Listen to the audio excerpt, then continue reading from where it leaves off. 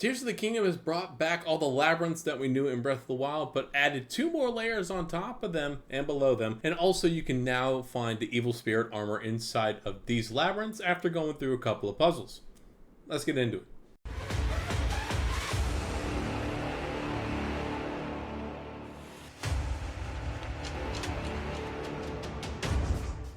To help this process move a lot quicker, what I want you to do is go to each one of the sky parts of the labyrinth and unlock the shrines that are there. That way you can fast travel them a lot faster and not have to worry about going from the bottom floor all the way up to the top floor and then all the way down to the basement.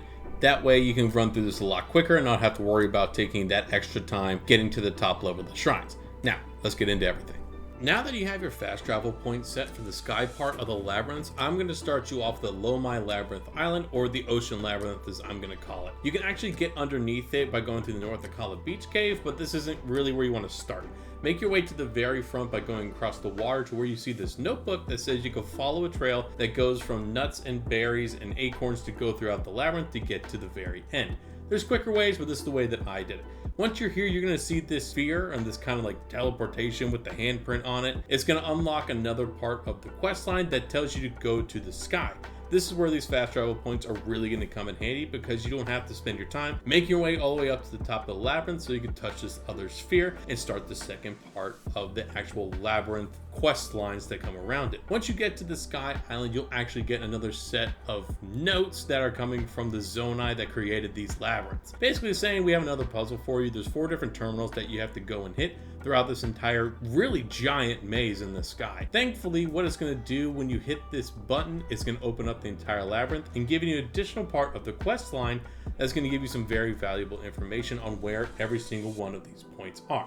So once you get this quest line, you want to accept it because it's going to show you every single one of the points that you need to go to and activate once again. There's simpler ways to get to this instead of just flying around this entire inside. What I did, you can actually go around the outside and climb the walls so you can actually jump into the labyrinth and get to these points a lot quicker than just flying around and trying to go through the maze. So any part that's darker gray, you can actually climb up, which I would recommend personally, unless you want to go throughout the entire labyrinth, find all the different chests, swords, bows, materials for upgrading, that kind of normal stuff you find in these labyrinths. But again, this is totally up to you guys. I'm giving you options. However you decide you want to get to these 4 separate points in each of these labyrinths is totally up to you, but you have to get all 4. Once you do get all 4, a pedestal will show up on the very top of the labyrinth. The wind gusts from the areas that you unlocked will actually allow you to get to this point. Once here, obviously you can activate it and you'll have more Zonai confirmation that you went through all the steps, you completed this part of the quest line, and then tell you that the next part that you have to go to is all the way into the underground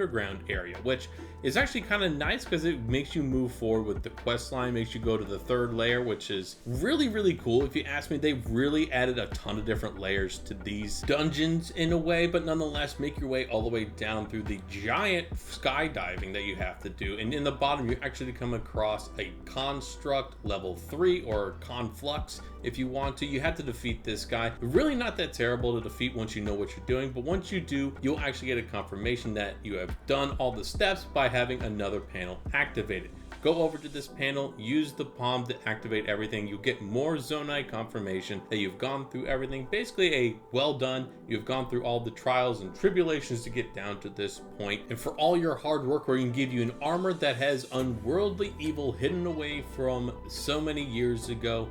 It is now yours to take. Now this is the evil spirit armor, at least one of the pieces. So obviously you're going to have to go through the other 2 labyrinths from the middle to top to bottom 2 more times to complete the set.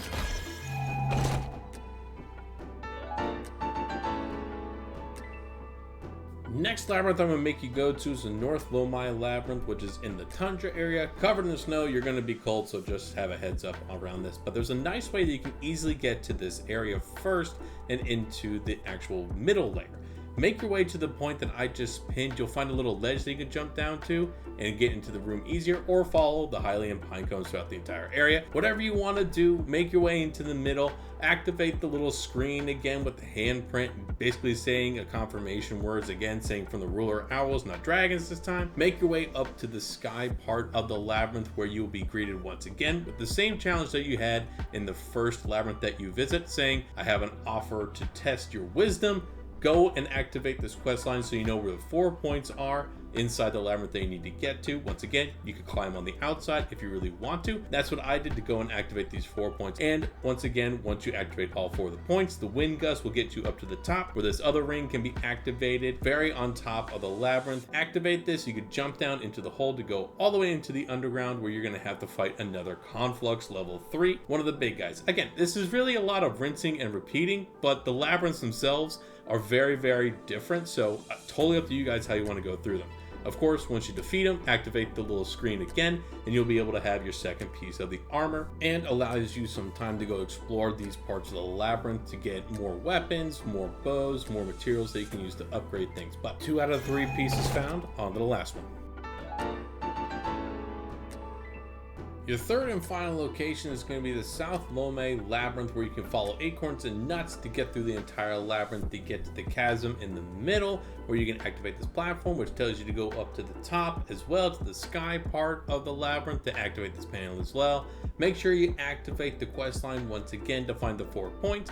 Go around the labyrinth to activate these 4 points. Once you do, the wind gust will have enough power to put you up to the very top, where another one of these pedestals is going to be activatable. That way you can go all the way down into the underground segment of the labyrinth, which is nice because at this point everything, like I had mentioned before, is rinse and repeat.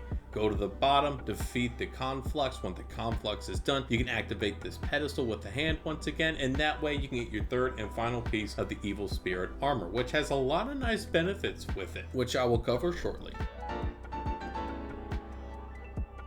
Now that you've completed the whole set of the Evil Spirit outfit, you can actually finally see the full set bonus, which is Disguise Bone Weapon Proof.